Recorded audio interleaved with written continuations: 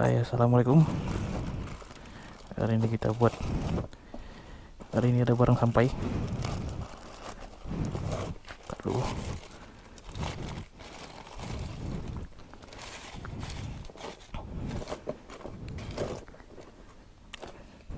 kotak kecil tapi padat dengan barang-barang. Jadi kita bukalah terus. Tengok pada dalam dia.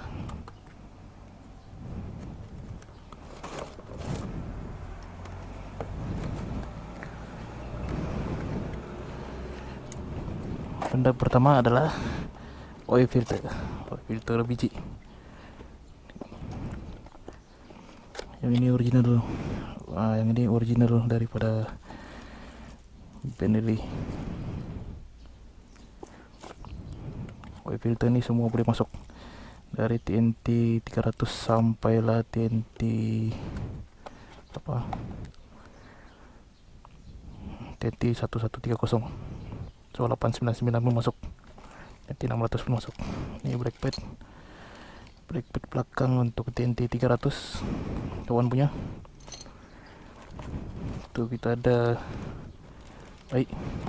oil seal untuk TNT untuk TNT 300. Alamak, salah order.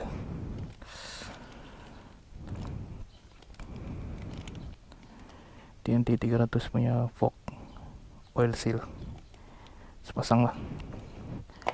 Kalau untuk TNT 600, nah begini besar dia, jauh beza, tidak sama. Ini TNT 600 dan TNT 300 punya. Aku order TNT 600 punya. Oke, yang ini fuel filter. Kalau kamu nampak video sebelum ni, ini fuel filter yang khas untuk yang fuel hose yang baru. Yang lama punya lain, dia pendek. Memang lain lah. Ini untuk yang baru punya hose. Yang lama punya tidak masuk langsung.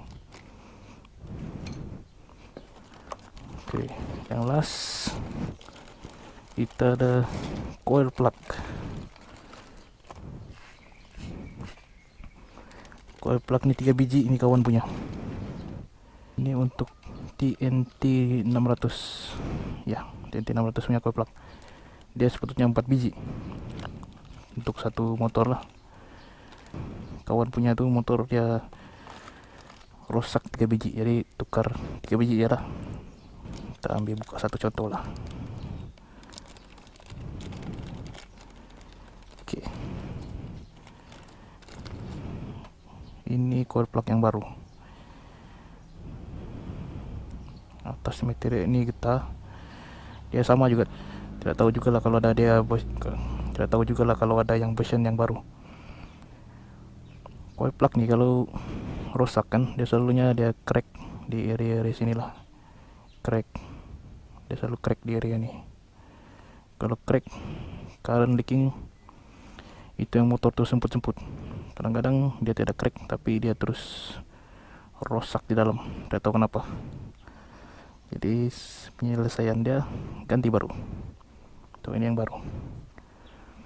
Kalau kamu perasan ni ada macam thread nih, dia macam ada. Kamu kena pakai yang lama punya, macam dia punya bush dia tuh. Kamu kena pakai balik yang lama tuh, jangan buang terus. So nanti dia tidak dapat, dia macam goyang lah, terlepas. Oke, untuk yang video untuk pasang nih, pada nanti next video nanti aku ada buat video untuk pasang coil plug untuk motor kawan. Kalau kamu suka video nih, silahkan tekan like dan jangan lupa komen di ruangan bawah kalau ada apa-apa sebarang pertanyaan. Dan jangan lupa subscribe, sebab aku mau buat satu video khas untuk pasang nih coil plug. Oke, sekian dan terima kasih. Assalamualaikum.